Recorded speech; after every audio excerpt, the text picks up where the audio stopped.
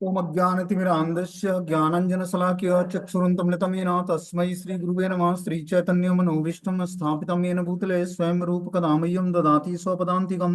वन्देऽहं श्रीगुरु श्रीयुतपदकमलं श्रीगुरून् वैष्णवाचं श्रीरूपं साग्रजातं सगण रघुनाथान्वितं तं सजीवं साद्वैतं सावधूतं परिजनसहितं कृष्णचैतन्यदेवं श्रीराधाकृष्णपादान् सगणललिता श्रीशाखान्विताश्च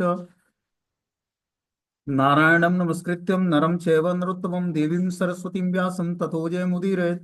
सुन्वतां स्वकथा कृष्णा पुण्ये श्रवणकीर्तनं हृदयन्तस्त्वयि भद्राणि विद्नोति सरसतां। नष्टप्रायेषु भद्रेषु नित्यं भागवत सेवया भगवती उत्तम श्लोके भक्तिर्भवति नैष्टिकी। तदा रजस्तमो भाव काम लोभादयश्चेत् चेत् एतेन निरावृतं स्थितिः सत्त्वे प्रसिद्धति। एवं प्रसन्नमनसो भगवद्भक्ति योगता भगवतत्त्वविज्ञान मुक्तसङ्गस्य जायते विद्यन्ते हृदय ग्रन्थि छिद्यन्ते सर्वसंशयम् छियन्ते चास्य कर्माणि दृष्ट्वा एवात्मनीश्वरे।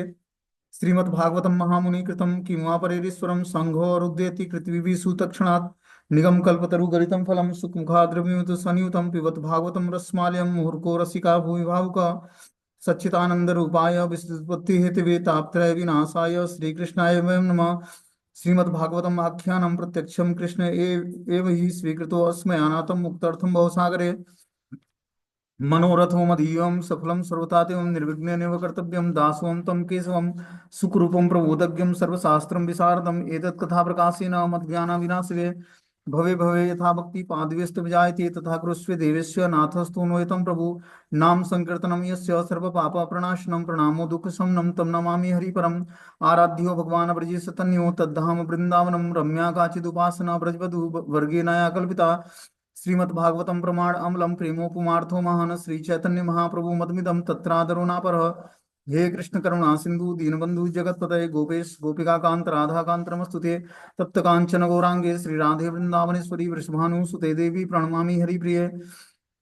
वाञ्छाकल्पतरुभ्यश्च कृपा सिन्धुभ्यो च पतितानां पावनेभ्यो वैष्णवेभ्यो नमो नमः। जय श्री कृष्ण चैतन्य प्रभु नित्यानंद श्री अद्वैत गदाधर श्रीवासादि श्री गौर भक्तवृंद। हरे कृष्णा कृष्ण कृष्ण हरे हरे हरे राम राम राम हरे हरे। तो इसमें आज हम लोग को श्रीमद् भागवतम का स्कंद संख्या 4 अध्याय संख्या 6 और श्लोक संख्या 46 नंबर पढ़ना है।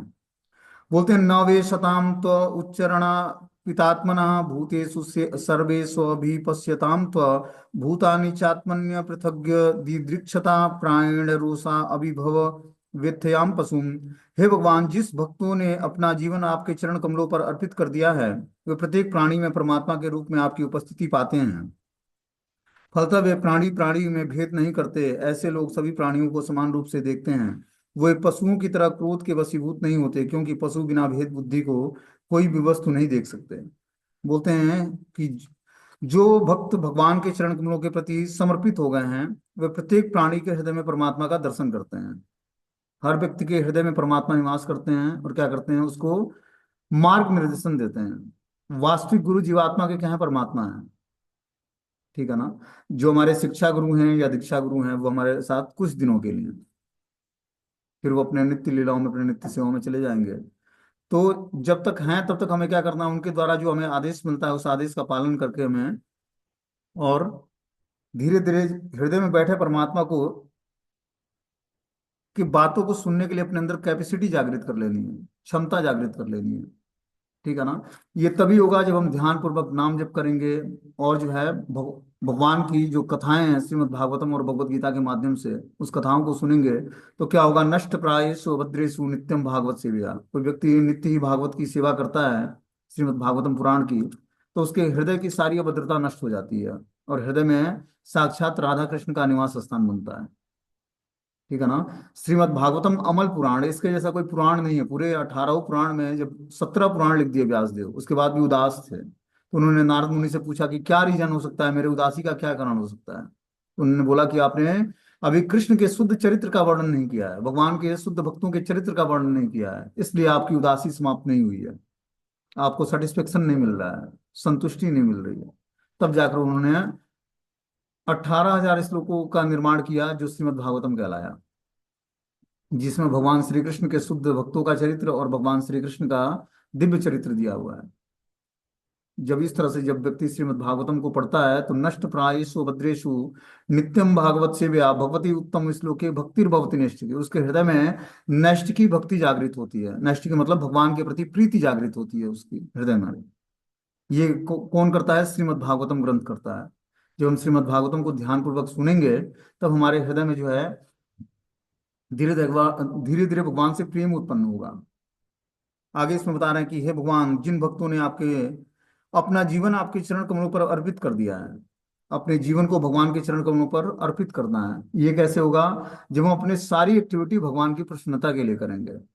पढ़ाई लिखाई जॉब बिजनेस व्यापार सब कुछ किसके लिए? कृष्ण की प्रसन्नता के लिए, न कि अपनी प्रसन्नता के लिए। हर कार्य भगवान को प्रसन्न करने के लिए करना है।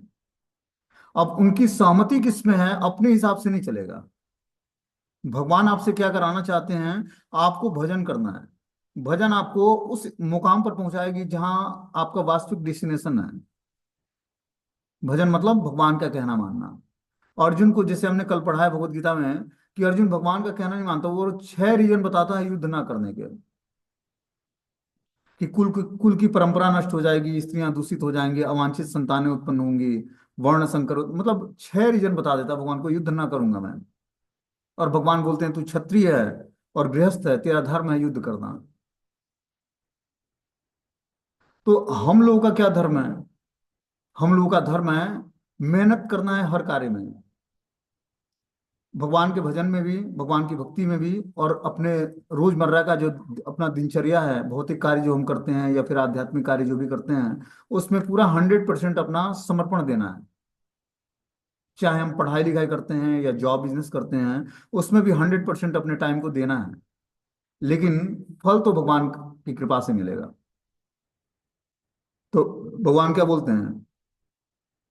कर्म पर तुम्हारा अधिकार है, फल पर तुम्हारा अधिकार नहीं है। कर्मणेवाधिकारस्ते माँ फलेषु कदाचन माँ कर्म फल हेतुर्भुः माते संगच्छु कर्मणि।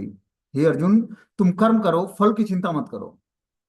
तो कर्म करना अपने हाथ में है। कर्म को 100% परफेक्ट शास्त्रों की मर्यादा को ध्यान में रखते हुए जो भी हमें भगवान ने प्रेस्क्राइब ड्यूटी दी है, पढ़ाई लिखाई करना या जॉब करना या फिर परिवार का पालन पोषण करना, जो भी हमें ड्यूटी मिली है उसको बहुत ही परफेक्ट तरीके से पालन करना है।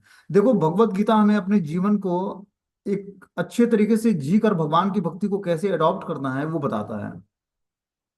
जब तक आप भौतिक जीवन से संतुष्ट नहीं होगे तब तक आपको आध्यात्मिक जीवन अच्छा नहीं लगेगा। क्योंकि अभी आप उस लेवल पर नहीं हो कि चलो जो है हम कुछ बिना इनकम किए, बिना कुछ अपने शरीर को मेंटेन किए हुए और हम भक्ति कर रहे हैं। ऐसा स्थिति बहुत ही बिरले व्यक्ति को प्राप्त होता है। जो बहुत ही दृढ़ होता है भक्ति में कि अध्यात्म में बहुत बढ़ा चढ़ा व्यक्ति है। अभी बहुत सारी आवश्यकताएं हमारी लगती हैं कि जब शरीर को पालन करना है तो उसके लिए धन चाहिए, पढ़ाई लिखाई करनी है तो उसके लिए फेवरेबल कंडीशन चाहिए, ठीक है ना, या फिर आगे जॉब करना है तो उसके लिए भी फेवरेबल कंडीशन चाहिए। साथ में हम भगवान की भक्ति भी करते हैं।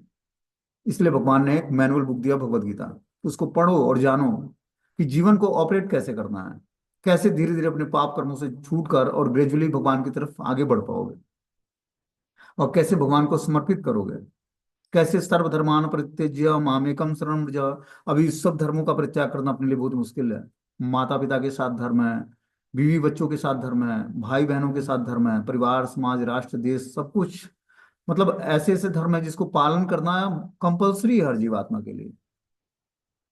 तो अचानक ही व्यक्ति बैरागी जीवन नहीं स्वीकार कर सकता। बैरागी जीवन तक जाने के लिए आपको पहले ग्रेजुअली सबका आशीर्वाद चाहिए, आपको बताऊं क्लियरली तो। क्योंकि आपके कर्म हर व्यक्ति से जुड़े हैं, माता पिता के साथ, भाई बहनों के साथ, दोस्तों के साथ, मित्रों के साथ, और परिवार के सदस्यों के साथ। ये यूं ही कोई दोस्त मित्र भी नहीं मिल जाता, ये भी सब अपने कर्मों के परिणाम के अनुसार ही मिलते हैं हमें।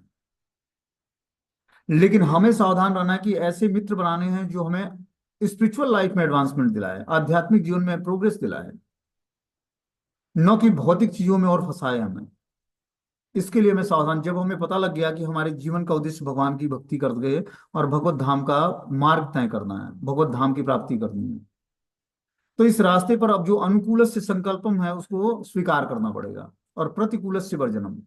एक आपका धर्म है शारीरिक धर्म, एक है आध्यात्मिक धर्म। शारीरिक धर्म में आप अपने शरीर का पालन पोषण करते हैं, शरीर से संबंधित वस्तु व्यक्ति स्थान की सेवा करते हैं। ये आपके शारीरिक धर्म है, इसको आपको पालन करना पड़ेगा। कब तक? जब तक ये आपका शरीर है। एक आपका आध्यात्मिक धर्म है, गुरु और भगवान की सेवा करना। तो दोनों में बैलेंस बनाना आवश्यक है। बैलेंस तभी बनेगा जब हम ध्यान पूर्वक मंत्र मेडिटेशन करेंगे और भगवत गीता के ज्ञान को अपने जीवन में धारण करेंगे। तब आपके अंदर योग्यता आएगी कि आप अच्छे तरीके से एक जेंटल जीवन भी जी पाओगे और भगवान की भक्ति को स्वीकार भी करोगे, नहीं तो फ्रस्ट्रेट हो जाओगे। बहुत जल्दी व्यक्ति के अंदर वैराग्य आता है और बहुत जल्दी वैराग्य टूट जाता है। इसका रीजन क्या है? वैराग्य की परिपक्व अवस्था को उसने प्राप्त नहीं किया। ठीक है ना? तो धीरे धीरे ग्रेजुअली हम ग्रोथ करके, ठीक है ना, और भगवान पर आश्रय, जितनी हमारी डिपेंडेंसी भगवान पर बढ़ती जाएगी उतना ही हम भगवान का आश्रय लेते जाएंगे और उतना ही निश्चिंत होते जाएंगे भौतिक संसार में, हमें डर नहीं लगेगा। तो हमें क्या करना है? आश्रय लेना है कृष्ण का। जब हम भगवान का आश्रय लेते हैं, आश्रय कैसे लेना है? नाम जप करके। जितना ही हम नाम जप करेंगे उतना ही अपने जीवन में भगवान का प्रेजेंस अनुभव कर पाएंगे, रियलाइजेशन कर पाएंगे कि भगवान हमारे हर कदम पर हमारी मदद करते हैं और इनको छोड़कर हमारा वास्तविक कोई मित्र नहीं है, और वास्तव में नहीं है। ये सब जो है जीवन का खेल है। माता पिता भाई बहन जो भी हमें मिले हैं, ये बस इसी जीवन के बाद सब समाप्त हो जाना है। हमें क्या करना है? इनके साथ जो हमारे कर्म जुड़े हैं उस उत्तरदायित्व को पूर्ण रूपेण निभाना है। उनके आदेश के अनुसार अपने जीवन को जीना भी है। लेकिन क्या करना है? उद्देश्य हमारा भगवत भक्ति है, वो बाधित नहीं होनी चाहिए। चाहे कितना वो बड़ा हमारा गार्जियन क्यों ना हो, और जो भक्ति में अवरोध उत्पन्न करता है तो उसकी बातों को उस समय नहीं मानना है जो भक्ति में अवरोध उत्पन्न करने वाले बात हैं। और ये आपको डिसीजन लेने का बुद्धि भगवान ही देंगे जब आप ध्यान पूर्वक महामंत्र का जाप करोगे। क्योंकि क्या करता है ये महामंत्र? आपको बुद्धि प्रदान करता है। आनंदम बुद्धिवर्धनम प्रतिपदम पूर्ण मृत आस्वादनम सर्वात्मनम परम विजेते श्री कृष्ण संकीर्तनम। जब व्यक्ति श्री कृष्ण संकीर्तन करता है तो आनंदम बुद्धिवर्धनम, उसके आनंद और बुद्धि का वर्धन होता है। क्योंकि माइंड में बहुत सारे अनकॉन्शियसनेस टिश्यूज होते हैं जो डेड पड़े होते हैं, मतलब तंतुएं बोलते हैं जिसको। ये महामंत्र क्या करता है? इसके वाइब्रेशन से सारे तंतुएं एक्टिव हो जाती हैं और ब्रेन व्यक्ति का 15 से 20% काम करने लगता है। हमने क्या बताया? 4 से 5% व्यक्ति अपने दिमाग का उपयोग करके भौतिक कार्य कर लेता है, जॉब बिजनेस कर लेता है, परिवार का पालन पोषण कर लेता है। उसी बुद्धि का सही उपयोग करके वो 10 से 12%, 15% तक साइंटिस्ट जो है कुछ खोज लेता है। और उसी बुद्धि का उपयोग करके भक्त जो है भौतिक संसार और आध्यात्मिक संसार में एक बैलेंस बना पाता है। आध्यात्मिक संसार मतलब भक्तों के बीच में और भौतिक समाज के बीच में एक बैलेंस बनाकर एक अच्छे तरीके से जीवन ऑपरेट करके और भक्ति को स्वीकार करके भगवान को प्रसन्न करने का प्रयास करता है, उनके आदेश के अनुसार जीवन जीता है। तो हम हर जीवात्मा का दो धर्म है। दोनों धर्मों को हम पालन करने के लिए हमें क्या करना पड़ेगा? बुद्धि कहाँ से आएगी? बुद्धि जब हम ध्यान पूर्वक नाम का जप करेंगे तो हमें भगवान बुद्धि प्रदान करेंगे। जो ज्ञान भगवान के द्वारा प्रदान किया जाता है हृदय में बैठे परमात्मा के रूप में, वही आपका वास्तविक ज्ञान है और उसी में आपका वास्तविक कल्याण है। क्योंकि वो आपके भूत भविष्य वर्तमान सब कुछ जानते हैं भगवान। जैसे मान लो कि एक जागतिक गुरु है हमारा, शिक्षा गुरु हो या दीक्षा गुरु हो, जो भी है, वो हमारे भविष्य को नहीं जानता है, वर्तमान को नहीं जानता है, और भूत में हम क्या रहे हैं, मतलब पास्ट टाइम में हमारी क्या घटनाएं हुई हैं, क्या हमारा जीवन रहा है। और एक ही जीवन नहीं, भगवान ने अर्जुन को बोला, हे अर्जुन, तुम अभी इस जीवन की बातें तुम्हें याद नहीं होंगी और मैं तुम्हारे करोड़ों जीवन की बातों को जानता हूँ। सारे कर्मों को मुझे पता है कि तुम क्या क्या किस, और ऐसा ना नहीं हुआ कि तुम ना रहे हो और मैं ना रहा हूं और ये सारे योद्धा ना रहे हो, और मैं, ये सारे योद्धा पहले ही मेरे द्वारा मारे जा चुके हैं। बस तुम क्या करो? निमित्त मात्र हो बस युद्ध में, कि युद्ध में बस पहले ही मेरे द्वारा मारे जा चुके हैं, क्योंकि इन्होंने अधर्म का साथ दिया कुरुक्षेत्र में। क्या साथ दिया कुरुक्षेत्र में? इन्होंने जब भरी सभा में जुआ खेला जा रहा था तो छल से इन्होंने पांडवों को हरा दिया। द्रौपदी को भरे सभा में नंगे करने का प्रयास किया दुशासन ने, दुर्योधन के आदेश पर। बिना युद्ध के सुई की नोक बराबर भी जमीन देने का अधिकार नहीं दिया है। तो क्या किया इन्होंने? अधर्म किया। उसी सभा में द्रोण और भीष्म जैसे महारथी जो हैं, पितामह और गुरु बैठे हुए थे, उन्होंने भी अधर्म का साथ दिया। इस कारण से ये सारे योद्धा पहले ही मेरे द्वारा मारे जा चुके हैं। तुमको क्या करना? बस निमित्त मात्र बनना है इसमें। तो अर्जुन को भगवान ने निमित्त बनाया, क्या? भगवत गीता का ज्ञान सुनाने के लिए, क्योंकि वो भगवान का प्रेमी भक्त था और मित्र था। तो जब हम भगवान से मित्रता और प्रेम का हमारा व्यवहार हो जाएगा, रिलेशनशिप डेवलप हो जाएगा, ऑटोमेटिक भगवत गीता का ज्ञान आपके हृदय में रिवील हो जाएगा और प्रैक्टिकली आप अपने जीवन में उस ज्ञान को देख पाओगे। एक एक श्लोक आपके जीवन में दिखेगा। वो भगवान की वाणी झूठी नहीं है, क्या है, बिल्कुल परफेक्ट साइंस है। वो आपके जीवन में एज इट इज उतरेगी। जो ग्रंथ Bhagavad Gita as it is, मतलब एज इट इज, वो हमारे लाइफ में दिखेगा। एक एक श्लोक, भगवान ने 435 श्लोक बोले हैं भगवत गीता में। वो 435 श्लोक एज इट इज आपके जीवन में दिखेगा, एक एक करके। उससे अलग किसी का भी जीवन ही नहीं है, चाहे वो नॉन डिवोटी हो या डिवोटी हो। क्योंकि भगवत गीता का ज्ञान ऐसा नहीं कि बस परफेक्ट ज्ञान जो है भगवान ने बस अपने भक्तों के लिए दिया है। ये ज्ञान सबके लिए दिया है और सभी लोग इसको यूज करके और अपना जीवन सार्थक कर सकते हैं। इसमें बता रहे हैं कि जो है, ऐसे लोग सभी प्राणियों को समान रूप से देखते हैं। वे पशुओं की तरह क्रोध के वशीभूत नहीं होते हैं, क्योंकि पशु बिना भेद बुद्धि के कोई भी वस्तु नहीं देख सकते हैं। बता रहे हैं, जिन भक्तों ने अपना जीवन आपके चरण कमलों में अर्पित कर दिया है, वे प्रत्येक प्राणी में परमात्मा के रूप में आपकी उपस्थिति पाते हैं। जब भगवान को हम समर्पित होते जाएंगे, तो हर जीवात्मा के अंदर परमात्मा का दर्शन होगा। हृदय में बैठे परमात्मा हर जीव को इंडिकेट करते हैं कि बेटा ये काम गलत कर रहे हो और ये सही कर रहे हो। उसके पास आध्यात्मिक शक्ति न होने के कारण उस बातों को सुनकर और प्रैक्टिकली अपने जीवन में उतारने की उसके पास चेष्टा नहीं जागृत होती है। क्यों? क्योंकि आध्यात्मिक शक्ति नहीं है उसके पास। वो सही और गलत का फैसला लेने में भी उसकी बुद्धि सही काम नहीं करती है। देखो, जब तक हम अपने बद्ध जीवन से ऊपर नहीं उठेंगे, तब तक हमारा जो है मुक्त जीवन शुरू नहीं होगा। और मैं बताऊं, मुक्त जीवन मतलब बिंदास जीवन, ना कोई चाह ना कोई चिंता। ये तभी होगी जब हम अच्छे तरीके से अपने जीवन को जीने की कला सीख जाएंगे। और जीवन जीने की कला क्या है कि प्रेजेंट ऑफ माइंड वहीं पर उपस्थित रखें जो काम कर रहे हैं, न कि माइंड कहीं और हो, काम कुछ और कर रहे हैं। ये पहला फॉर्मूला है। आप अगर जो जीवन में ग्रोथ करना चाहते हो, आगे बढ़ना चाहते हो, तो पहले प्रेजेंट ऑफ माइंड उपस्थित रखो अपने साथ। तब आपका बहुत ही अच्छा विकास होगा। न कि बुद्धि कहीं और काम कर रही है, मन कहीं और है और शरीर कहीं और काम कर रहा है। ऐसा व्यक्ति सफल नहीं होता है। मन, बुद्धि और कार्य करने की क्षमता, सब कुछ एक साथ एकाग्र करनी पड़ेगी। और जब भक्ति करने का प्रयास कर रहे हो और ये लक्षण आपके अंदर नहीं है, तो न तो आपका भौतिक जीवन सुखमय होगा, ना आध्यात्मिक जीवन। ये पहला फॉर्मूला है कि मन बुद्धि को एक साथ एकाग्र करना सीख जाओ। चाहे वो मंत्र मेडिटेशन करना हो या भौतिक कार्य करना हो, मतलब एज ए प्रेजेंटली आप वहां पर उपस्थित रहो जो कार्य कर रहे हो। जैसे मान लो कि क्लासेज हो रहे हैं, क्लास ऑन कर दिया, कुछ दूसरा काम कर रहे हैं, तो किसके साथ चीटिंग कर रहा है व्यक्ति? अपने साथ। धोखा सामने वाले को, कैमरा ऑन है, कौन क्या ऑफ है, कौन क्या कर रहा है, कुछ पता नहीं है किसी को। लेकिन वो क्लास सुनना चाहता है, क्लास में नहीं आएगा तो कोई दंड भी नहीं किसी को दिया जाता है। लेकिन अगर जो क्लास में प्रेजेंट हुआ, तो क्लास प्रेजेंट होकर और प्रेजेंट ऑफ माइंड से उस क्लास को सुनना चाहिए हमें कि उसमें क्या बताया जा रहा है और क्या हमारे उपयोग की चीजें हैं। ऐसा कोई क्लास नहीं है जिसमें उपयोग की चीजें ना मिले हमें। तो ये एज एक छोटा सा एग्जाम्पल हमने बताया। इसी तरह जो भी हम कार्य करते हैं, बहुत ही एग्जॉर्वेशन के साथ करना है। जीवन में सफलता चाहिए तो। और क्या, ठगने की प्रवृत्ति से बचना चाहिए। गलतियां नहीं करनी चाहिए, ठगना नहीं चाहिए, इंद्रियां हमारी अपूर्ण नहीं होनी चाहिए और मोहग्रस्त नहीं होना चाहिए। चार लक्षण हमें बद्ध जीवन में डालता है, फंसाता है। और ये लक्षण व्यक्ति को इतना जल्दी पीछा नहीं छोड़ता है। इसको हमें जानबूझकर जबरदस्ती अपने जीवन से हटाना पड़ेगा। और जब आप वास्तव में मुक्त जीवात्मा बनना चाहते हो, तो देखो भगवान क्या करते हैं, आप थोड़ा सा नाम जप करोगे, थोड़ा सा दीक्षा हो जाएगी, थोड़ा सा ग्रोथ कर जाओगे, कुछ शक्तियां प्राप्त होती हैं।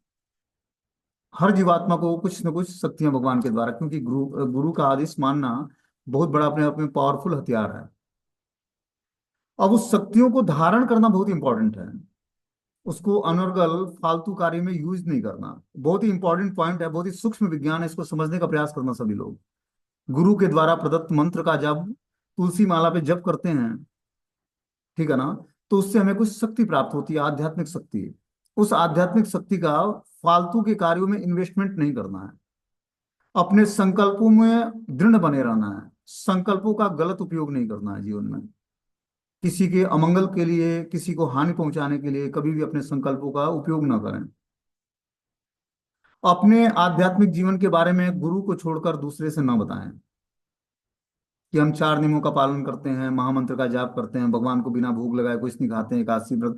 ये सब किसी को कुछ बताने की जरूरत नहीं है, न तो अपने परिवार के सदस्यों को, न बाहरी लोगों को।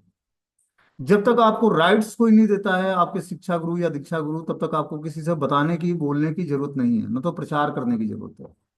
अगला व्यक्ति पूछता है, इंटरेस्टेड है, आप बता दो। आप भी महामंत्र का जप करो, एकादशी व्रत रखो, भोग लगाकर भगवान को प्रसाद करो, बस। उससे अलावा 5वीं लाइन या चौथी लाइन नहीं बोलनी। तो हमने क्या बताया?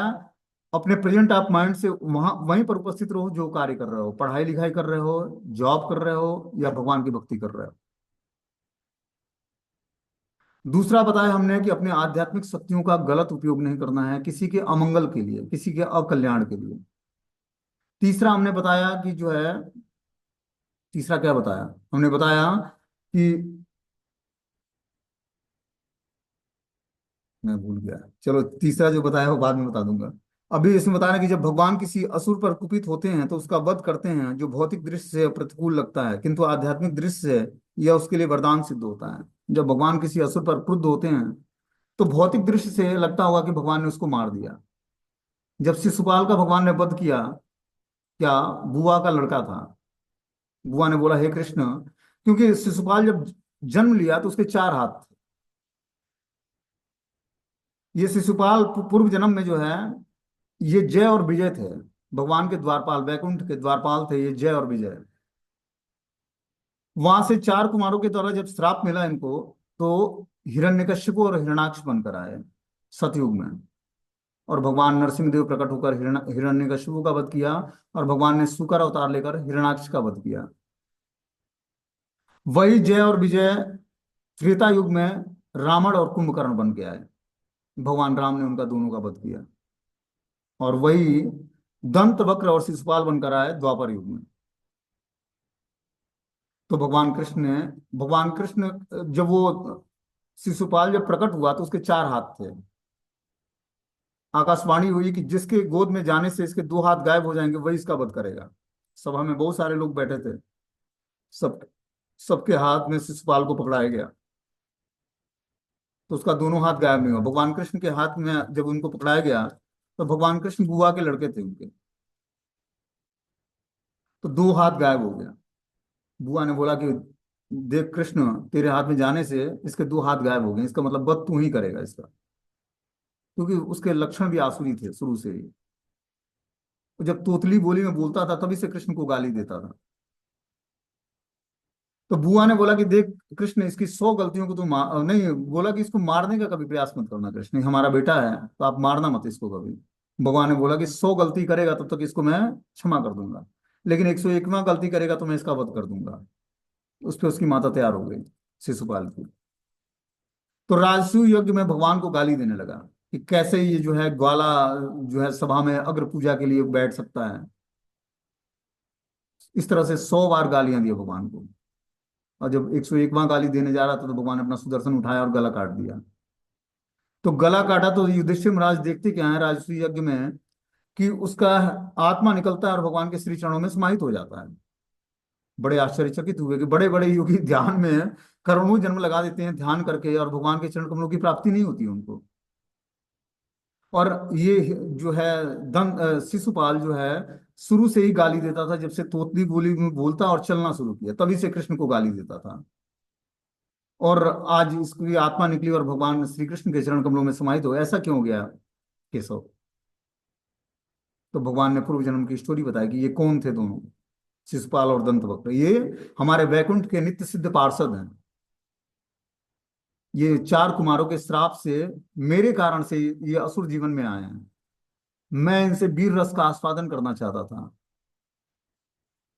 इसलिए इनको हमने असुर योनि में भेजा। 3 जन्म असुर योनि का लिया इन्होंने, और फिर इस जीवन के बाद ये डिलीवर हो गए भगवान के धाम और जाकर अपनी नित्य सेवा में वैकुंठ के द्वारपाल फिर बन गए। तो कहने का मतलब यहाँ पे बता रहे हैं कि जब भगवान किसी असुर पर कुपित होते हैं या उसका वध करते हैं तो भौतिक दृष्टि से ये बहुत ही प्रतिकूल लगता है कि भगवान ऐसे कैसे कर सकते हैं, किसी असुर का वध कैसे कर सकते हैं, किंतु आध्यात्मिक दृष्टि से यह उसके लिए वरदान सिद्ध होता है। उस असुर का जो है मुक्ति प्राप्त हो जाता है। मुक्ति मतलब समस्त पाप कर्मों से छुटकारा प्राप्त करके वो धीरे धीरे उसकी चेतना शुद्ध हो जाती है और सायुज्य मुक्ति मिलती है। सायुज्य मुक्ति मतलब पाप कर्मों से छुटकारा प्राप्त होता है। असुरों को भगवान सायुज्य मुक्ति प्रदान करते हैं। 5 प्रकार की मुक्ति हमने बताया है, सायुज्य, सारूप्य, सालोक्य, सृष्टि और सामीप्य, जिसमें से असुरों को सायुज्य मुक्ति प्राप्त होती है, मतलब भगवान के शरीर में समा जाना, ब्रह्म ज्योति में, ये सायुज्य मुक्ति है। सालोक्य भगवान के लोक में प्रवेश कर जाना। सामीप्य मतलब भगवान के समीप निवास करना। सारूप्य भगवान के जैसा स्वरूप प्राप्त कर लेना। और सृष्टि भगवान के जैसा ऐश्वर्य प्राप्त कर लेना। तो 5 मुक्तियों में से भक्त को कुछ नहीं चाहिए, क्योंकि भुक्ति मुक्ति सिद्धि कामी सगली अशांत, कृष्ण भक्त अतएव शांत। तो भगवान कृष्ण के भक्तों को क्या चाहिए? भगवान से प्रेम चाहिए और भगवान की प्रेममयी सेवा चाहिए। न ही बैकुंठ चाहिए, न ही गोलोक चाहिए। क्या चाहिए? भगवान के भक्तों का संग चाहिए और कथा चाहिए और कीर्तन चाहिए, बस और कुछ नहीं चाहिए।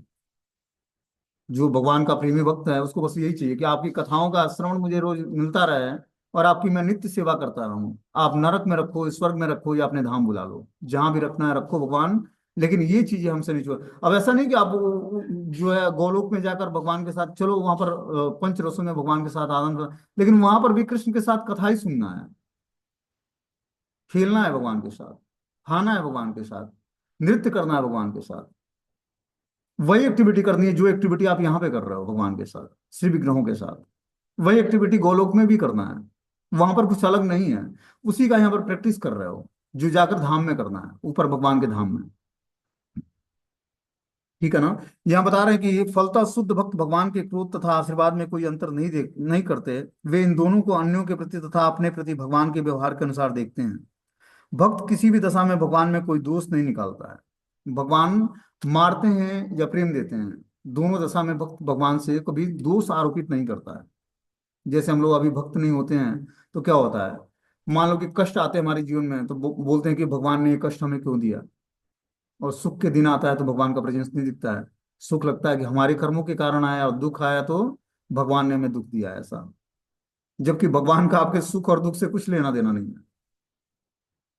भगवान का एक ही काम है, गोलोक धाम में राधा रानी के साथ निवास करना, गोपियों के साथ रास नृत्य करना, गौ में चराना, बांसुरी बजाना। उस बांसुरी से पूरे देवता, पूरी सृष्टि कंट्रोल होती है। भगवान कृष्ण के पास 3 बांसुरियां हैं, बंसियां। पहली बंसी से सारे देवी देवता एक्टिव हो जाते हैं, सब अपने अपने कार्यों में एंगेज हो जाते हैं। बस उस बांसुरी की ध्वनि में इतनी पावर है, पूरे सृष्टि को मेंटेन करती है वो ध्वनि। दूसरी बांसुरी से गोपी ग्वाल वाल, जो ग्वाल वाल हैं, गौ में हैं, वो भगवान की तरफ आकर्षित होकर चले आते हैं भगवान से मिलने के लिए। जो बांसुरी ग्वाल वालों को सुनाई देती है वो देवताओं को नहीं सुनाई देती, जो देवताओं को सुनाई देती भगवान देवताओं के लिए बजाते हैं, देवताओं को बस सुनाई देती है। तीसरी बंसी से भगवान गोपियों को कंट्रोल करते हैं और गोपियों को अपने तरफ खींचे हुए यमुना पुलिन पर बुलाते हैं और क्या करते हैं, रात को रास नृत्य करते हैं भगवान।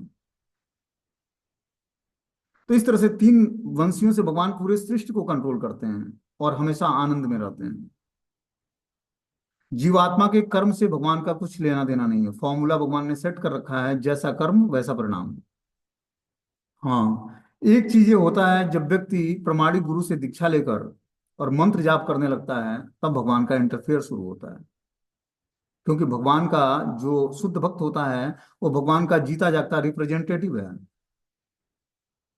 उसने प्रमाणिक स्रोत से दीक्षा प्राप्त करके, ठीक है ना, और क्या किया, मंत्र जाप करने लगा और भगवान की धीरे धीरे शुद्ध भक्ति को अडॉप्ट कर लिया उसने। अब वहां से भगवान का इंटरफेयर, उसकी जो फाइल है यमदूत, यमलोक से भगवान श्री नारायण के पास ट्रांसफर हो जाती है। और स्वयं भगवान उसके कर्मों का देख रेख करते हैं कि किस कर्मों को कब न्यूट्रलाइज करके समाप्त करना है और किस तरह इसकी भक्ति का पोषण करना है। लेकिन ये बहुत ही उच्च स्थिति पर जाकर होता है, अभी अभी नहीं होगा। जब उच्च स्थिति हो जाएगी हमारी आसक्ति के लेवल पर, भाव के लेवल पर। जपा जो हम करते हैं उसमें 9th स्टेजेज आते हैं। पहला है श्रद्धा, साधु संग, भजन क्रिया। आपने किसी भक्त पर श्रद्धा किया, उसने बोला भाई ठीक है, आप जॉब बिजनेस करते हैं, पढ़ाई लिखाई करते हैं, माता पिता की सेवा करते हैं, थोड़ा सा नाम जप भी कर लीजिए। ठीक है, भक्त आए हैं कह रहे हैं तो थोड़ी श्रद्धा जागृत हुई, उनके हाव भाव रूप रंग को देखकर आपने श्रद्धा के अनुसार भगवान का भजन शुरू कर दिया। तो श्रद्धा, फिर साधु संग। साधु संग मतलब भक्तों का संग। भक्तों का संग मिला हमें, हमने नाम जप शुरू कर दिया भक्तों के संग में। अब क्या होगा? अनर्थ निवृत्ति होगी। सारे अनर्थ पहले प्रकट होंगे, फिर नाम क्या करेगा? उसकी सफाई करेगा। चेतु दर्पण मार्जनम। तो वो क्या करेगा? मार्जन करके आपके हृदय को पवित्र बनाएगा। फिर आपका निष्ठा का लेवल जागृत होगा। निष्ठा मतलब आपके 50% अनर्थ नष्ट हो गए, अब आप दृढ़ बन जाओगे। किसी भी परिस्थिति में भगवान के नाम को छोड़ना नहीं है। चाहे परिस्थिति हमारे भगवान अनुकूल रखें या प्रतिकूल रखें, हमें मारें या प्रेम करें, हर परिस्थिति में हे प्रभु हम आपके नित्य दास हैं। तो निष्ठा की लेवल जब भक्ति की जागृत होती है, तो भक्त जो है दृढ़ता पूर्वक भगवान के नाम में लग जाता है, भगवान की सेवा में लग जाता है। और चाहे परिस्थिति अनुकूल हो या प्रतिकूल हो, हर परिस्थिति में भगवान की सेवा में लगा रहता है। जब इस तरह से करता है तो निष्ठा धीरे धीरे रुचि का रूप ले लेती है। रुचि मतलब टेस्ट आने लगता है उसमें उसको। नाम जप करते ही भगवान का नाम इतना मधुर है कि मिश्री जैसा मीठा है। तो जैसे ही नाम जप करेगा वैसे ही जो है मुंह में अद्भुत स्वाद आने लगेगा। अभी जब तक अविद्या है जीवा में तब तक वो स्वाद पता नहीं लगेगा।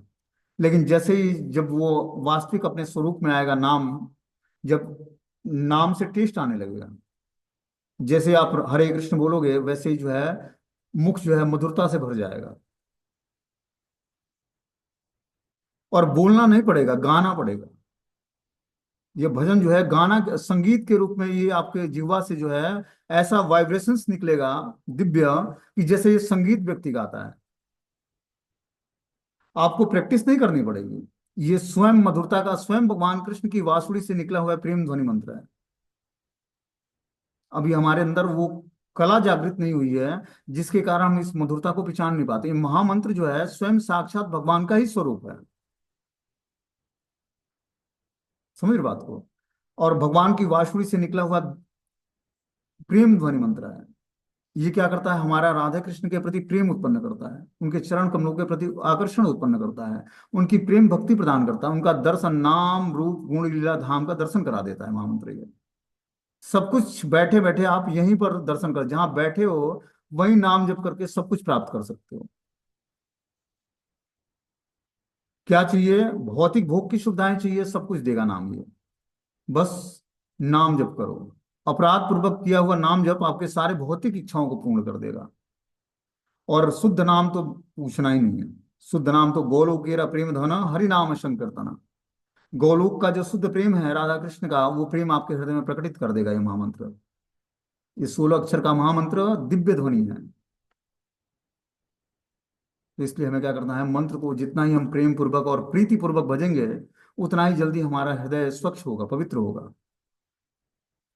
और जिस वस्तु की इच्छा करते हैं, ये नाम कल्प तरु है, सब कुछ प्रदान करने वाला है। समझ रहे बात को? ये भगवान का नाम, कृष्ण और राम का नाम क्या है? सब कुछ प्रदान कर देगा आपको। बस आप भजन करके देखो प्रीतिपूर्वक। और अन्य अभिलाषाओं से धीरे धीरे शून्य होना है। भगवान से कुछ अलग चीजें नहीं मांगनी। भगवान से क्या मांगना है? भगवान की सेवा और उनका प्रेम। तो जैसे मान लो कि एक प्रेमी होता है, अपनी प्रेमिका की हर एक इच्छाओं को जानता है और जानना चाहता है, और जानता भी और पूर्ण भी करता है उसको। जब जीवात्मा भगवान से प्रेम करना सीख जाता है तो भगवान उसकी एक एक इच्छाओं का टेक केयर करते हैं और समस्त इच्छाओं को पूर्ण करते हैं। क्योंकि वास्तविक प्रेमी तो भगवान ही है। इस संसार में कोई किसी से प्रेम नहीं करता, सब स्वार्थ से जुड़े हुए एक दूसरे से। लेकिन गुरु और भगवान का जो प्रेम है वो निस्वार्थ भाव से होता है। उसमें अपना कोई स्वार्थ नहीं होता है।